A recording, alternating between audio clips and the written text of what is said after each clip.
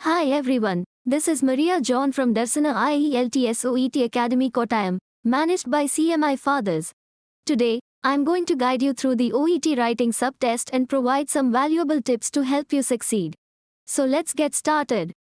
First, let's understand the format of the OET writing subtest.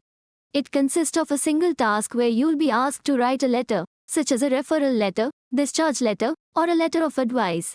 You'll be given case notes containing relevant information to include in your letter, and you'll have 45 minutes to complete the task.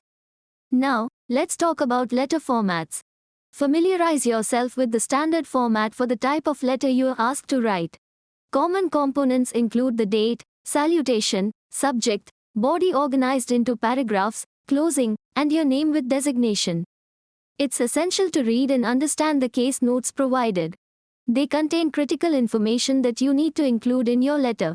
Identify the key points and plan how to incorporate them into your letter. When writing your letter, use clear and concise language. Maintain a professional tone and avoid jargon, slang, or overly complicated sentences. Remember, the purpose of your letter is to communicate essential information to another healthcare professional. Ensure that the information you include in your letter is accurate and relevant. Stick to the case notes and avoid adding any unnecessary details. Be sure to use the correct medical terms, abbreviations, and units of measurement. Organize your letter logically, with distinct paragraphs for each topic. Use transitional words and phrases to connect ideas and maintain a smooth flow. After writing your letter, take some time to proofread and edit it. Check for spelling, grammar, punctuation, and formatting errors. Make sure the content is well organized, relevant, and clearly communicates the required information. The key to success in the OET writing subtest is practice. Write sample letters based on various scenarios and ask for feedback from peers, mentors, or tutors.